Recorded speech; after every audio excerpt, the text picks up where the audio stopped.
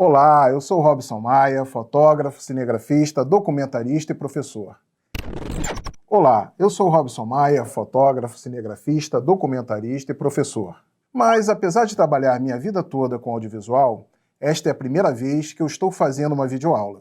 Por isso, eu entendo bem o que muitos professores estão passando. Nós dominamos o conteúdo a ensinar para os alunos e estamos acostumados a nos comunicar. Mas fazer isso diante de uma câmera e com o desejo de que o produto final seja eficiente e bacana, assusta. Assusta mesmo, até alguém como eu que trabalha atrás das câmeras. Por isso, hoje eu vou dividir com você um pouco do meu conhecimento em audiovisual e mostrar como pequenos detalhes podem facilitar sua gravação e melhorar a qualidade do seu vídeo.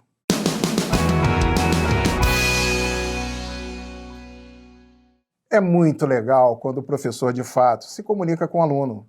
E cada um tem seu jeito de fazer isso. Uns vão pelo humor, outros tornam o conteúdo interessante apresentando curiosidades, fatos polêmicos. Traga seu toque pessoal para a videoaula. Faça perguntas, chame pelos alunos, relembre momentos em sala, com a turma. Enfim, tente, dentro das possibilidades, conversar com eles. Viu? Minha primeira dica foi usar uma ferramenta que você já domina. Agora vamos partir para algo mais técnico e entender o conceito de enquadramento. A escolha do equipamento para gravar suas aulas é pessoal. Muitos professores usam celular, mas é possível gravar com câmera digital, webcam ou laptop. A qualidade varia de um para o outro, geralmente a webcam é inferior ao celular. As câmeras digitais, além da excelente qualidade, contam com muitos recursos em sua configuração. Mas o conceito de enquadramento se aplica a todos os dispositivos da mesma maneira. O quadro é o espaço delimitado pela tela do vídeo. É o que o diretor decide que vai aparecer na cena. É formado pelo cenário ou paisagem e por quem está em cena, apresentador, atores. Então, dependendo do que a gente quer comunicar, decidimos o que entra ou não no nosso quadro. Por isso, antes de decidir o enquadramento, precisamos escolher que formato de vídeo queremos fazer. Você pode optar por se posicionar ao centro da tela e falar olhando para a câmera.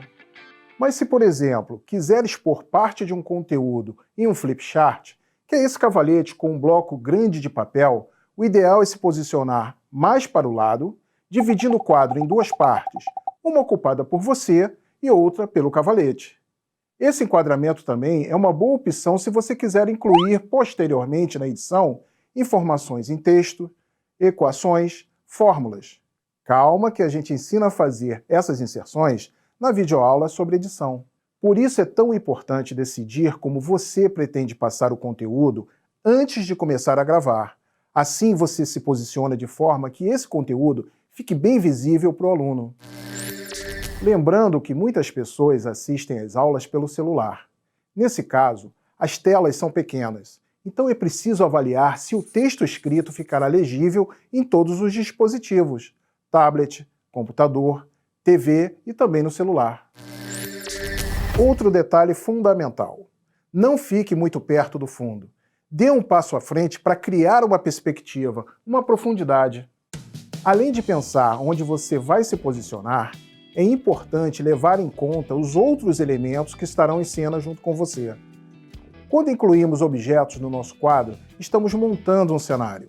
Mas esse é o tema de outra videoaula do nosso curso. O enquadramento ajuda a contar sua história, a acrescentar informação ao seu conteúdo. Só que é preciso ter alguns cuidados. Um fundo branco pode deixar seu vídeo meio monótono. Já um fundo com objetos em excesso certamente vai dispersar a atenção dos alunos. Deve haver uma harmonia na disposição dos elementos, um equilíbrio. Para achar essa proporção, usamos o que se chama regra dos terços. Imaginamos a tela dividida em 3 faixas na horizontal e 3 faixas na vertical. Nas câmeras e até nos celulares, podemos configurar a tela para que fique dividida nessas faixas, chamadas grades. De acordo com a regra, o objeto de maior interesse deve ser posicionado sobre os pontos de cruzamento das linhas. Com a grade, conseguimos mais facilmente visualizar essa proporção e deixar a imagem equilibrada. Repare que se eu quiser ficar mais para este lado no quadro, me posiciono sobre essa linha vertical. Se eu quero ficar ao centro, devo posicionar meus ombros sobre as linhas verticais. Além do seu posicionamento no quadro, temos que pensar na distância entre a câmera e você. Vamos ver juntos um exemplo. Um mapa ao fundo dá uma bossa ao cenário e pode ser um bom aliado para uma aula de geografia ou de relações internacionais. Nesse caso, na hora de definir seu enquadramento, você deve posicionar sua câmera a uma distância em que você fique em destaque, mas o mapa ao fundo também seja visualizado. O enquadramento é determinado pelo ângulo da câmera, pelo tamanho do plano e pela posição do objeto filmado. As possibilidades são muitas e dependem do seu estilo e do que você pretende em cada aula. Como no nosso caso, a câmera costuma ficar parada de frente para o professor, a noção de tamanho do plano será mais importante para a gente. Então, vamos nos ater a ela? De uma forma mais simplificada, o tamanho do plano é determinado pela distância entre a câmera e o objeto filmado. O ideal é você colocar seu celular em um tripé. Hoje há muitas opções no mercado, até bem em conta. Mas também é possível improvisar. Dá para apoiar o celular numa caixa, numa pilha de livros. Feito isso, vou apresentar para você alguns planos do cinema e da TV que podem ser bastante úteis nas suas gravações. Primeiro, temos o plano geral. A câmera fica a uma distância que mostra você por inteiro e boa parte ou a totalidade do cenário em que você está. Para aulas intimistas, com exposição de texto escrito ou mais argumentativas, esse plano não é muito indicado. Mas pense numa aula de teatro, por exemplo, ou de dança. O aluno precisa ver o corpo todo do professor, seus movimentos, seu percurso pelo cenário.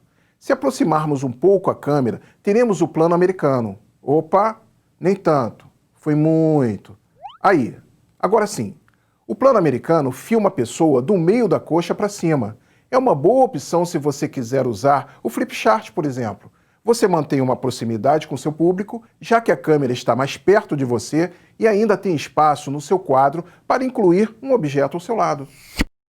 Aproximando um pouco mais a câmera, temos o plano médio. Ele pega da cintura para cima. É bastante usado em videoaulas mais expositivas, em que o professor escreve numa lousa ao fundo. Agora, repare aqui atrás. Está vendo que as palavras estão invertidas?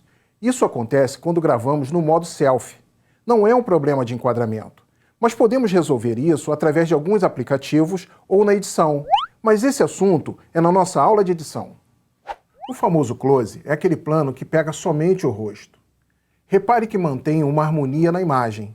Meu rosto está próximo à câmera, mas o quadro permanece proporcional. Então nada de filmar de baixo nem perto demais. Tá vendo como a imagem fica distorcida? Numa videoaula, o uso do close pode ser uma opção interessante para captar a atenção dos alunos. Quem sabe fazer uma brincadeira com um deles, dar uma dica quente sobre o assunto ou ainda destacar um ponto importante da matéria. Mas atenção, deve ser usado pontualmente para quebrar o ritmo geral do vídeo. Se apresentar sua aula toda em close, provavelmente ela vai ficar cansativa para quem assistir. A não ser que você decida usar o recurso do compartilhamento de tela. Nesse caso, se quiser manter a aproximação com seus alunos e incluir seu rosto no quadro, o close é a melhor opção. Mas lembre-se, na tela do celular, ele ficará ainda menor. Quanto ao compartilhamento de tela, não se preocupe. Esse é mais um trabalho para a videoaula de edição. De volta ao enquadramento, vamos falar agora do plano detalhe. A câmera fica bem próxima a um objeto ou a uma parte do corpo. Como o nome já diz, esse plano destaca um detalhe na imagem. Agora tem uma sugestão que deve agradar bastante aos professores mais tímidos, que não querem aparecer. Eu estou falando daquele formato de videoaula em que a imagem é vista de cima. E em quadro, vemos somente as mãos do professor desenhando ou escrevendo. O nome desse ângulo em que a câmera é colocada totalmente acima, ou seja, a 90 graus do objeto, é ângulo zenital. Então aqui temos um plano detalhe e um ângulo zenital. Claro que você não precisa saber nenhum desses nomes que eu mencionei. Basta entender como os conceitos funcionam e adequar o uso de cada um às suas necessidades. Mas como gravar a imagem de cima? Onde prender o celular? Uma solução é essa aqui. Uma prateleira de vidro presa a um suporte, bem simples e muito eficiente. Há outras opções, é só usar a criatividade. Agora é hora do desafio. Grave uma mensagem para os seus alunos pensando no enquadramento. Escolha onde você vai se posicionar e que objetos estarão em cena. Lembre-se de deixar seu quadro bonito, mais harmônico, sem exageros, e de criar uma perspectiva, uma profundidade. Chegamos ao final da nossa videoaula. Espero que aquele medo da câmera esteja diminuindo e a cada nova aula vá dando lugar a ideias e soluções para os seus próximos vídeos. Até mais!